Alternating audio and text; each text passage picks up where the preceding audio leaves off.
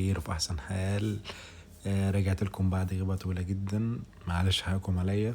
للناس اللي تعرفني وما تعرفنيش، انا كنت منزل ازاي بتكسب جواهر انك تنزل لعبة من جوه فيفا وتلعبها وتكمل فيها، والحمد لله ناس شكرت.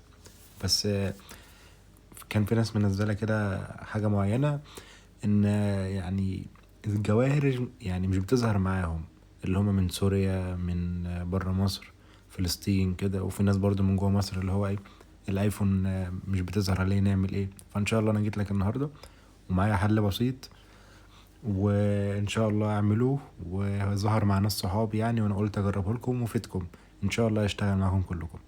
كل اللي عليك بس قبل ما نبدا صلي على النبي واعمل لايك الجميل والاشتراك، عشان انزل لكم حاجات تفيدكم ان شاء الله. تمام؟ لو صوتي برضو يعني في حاجه، معلش انا عندي برد وحقكم عليا. تمام؟ اول حاجه هنعملها، احنا جوه اللعبه اهو. تمام.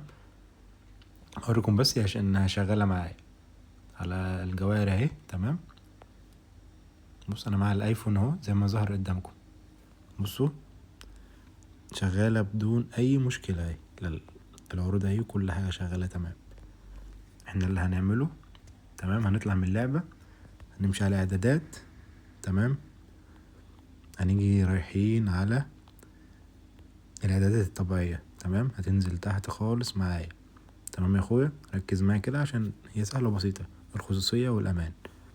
هننزل تحت عند التتبع، هتفعلها، تدخل هنا هتفعلها وتفعل عندك فيفا. تمام؟ يعني لما تدخل على فيفا الاول، تدخل اول مره، خليك على فيفا زي ما هي، تدخل على سماح تطبيقات وتفعل دي ودي. تمام؟ نرجع تاني نفس المكان، هتنزل تحت خالص عند الاعلانات. تمام؟ الاعلانات هنا كده هتفعلها. تمام؟ زي الفل. بعد كده هنرجع على عام تاني، اللغة والمنطقة، ونخليها مصر. تمام؟ فعل الثلاث خطوات دول وروح اطلع من فيفا خالص زي الفل. وبعد كده ايه، هي بس بتحمل معايا اهي، وبعد كده ابقى اخش عليها تاني، هتلاقيها ان شاء الله اشتغلت معاك. في اي مشكله قول لي، وان شاء الله اشوف لك حل تاني وتشتغل معاك. بس الحل ده انا جربته على اكتر من موبايل، ما كانش ظاهر عند ناس صحابي وظهرت بدون مشكله.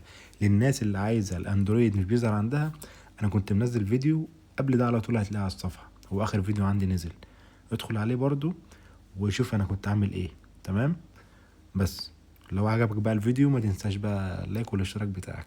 السلام عليكم ورحمه الله وبركاته.